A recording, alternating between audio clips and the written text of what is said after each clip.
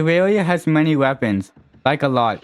Some have been in the game for many years now, and in today's video, I'll talk about some of the weapons that might have fell off.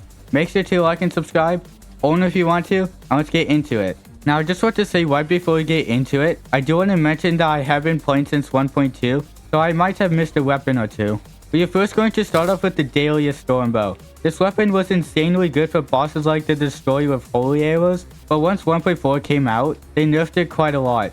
Not only did its damage get lowered by 5, arrows like Holy Arrows appear less when being used. Although with these nerfs, is this weapon still good? Well actually yes, it still does great damage against the Destroyer.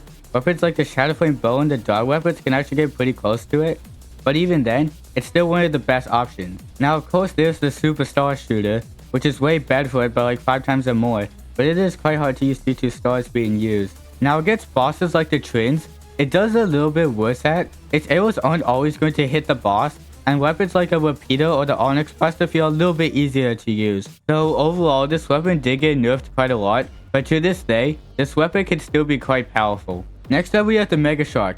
I would say this one fell off a little bit more than the Terraria Stormbow, but again, it's still pretty good. You can get it after beating the Destroyer, and from my testing, it's basically the same level for damage as the Onyx Buster with crystal bullets for both. Although don't forget that the Mega Shark will perform worse against bosses with higher defense. Weapons like the Glorified Sharpbow do a little bit better with Venom arrows from my testing, but if you don't feel like aiming, the Mega Shark with Glorified Bullets is still a decent option.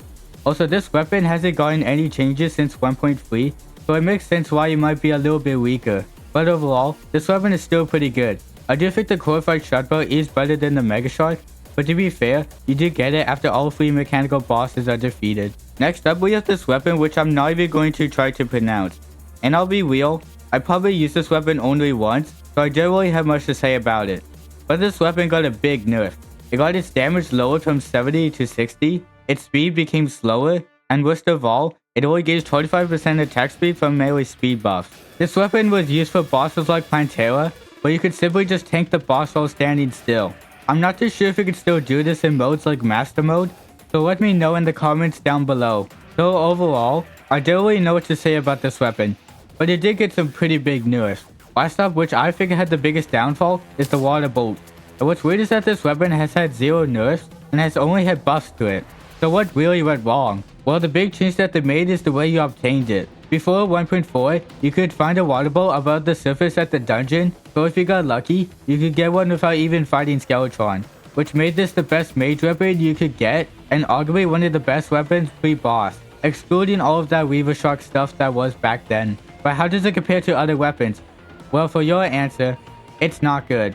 Weapons like the Aqua Scepter outclass it quite easily, and another pre-boss weapon that also easily outclasses it is the Demon Scythe. Now it is quite expensive to use, but just the damage difference is huge, and even with the bounce, it still performs worse than the Aqua Scepter. So overall, it is quite sad to see one of the best weapons pre-boss become one of the least used weapons in the mage class. That's all of the weapons that I think that had somewhat of a fall off, or just a complete fall off, and hopefully I missed none. You could argue that the Mini Shark did somewhat have a fall off, since some of the weapons like the Boomstick or the Undertaker exist, but I'll let you guys decide on that one. Now I do want to say that there's nothing wrong using these weapons. It's a sandbox game, do whatever you want. They might be a little bit weaker, but honestly, it doesn't really matter that much. Well, that is the end for this video. Let me know what weapons you think fell off or not, and goodbye.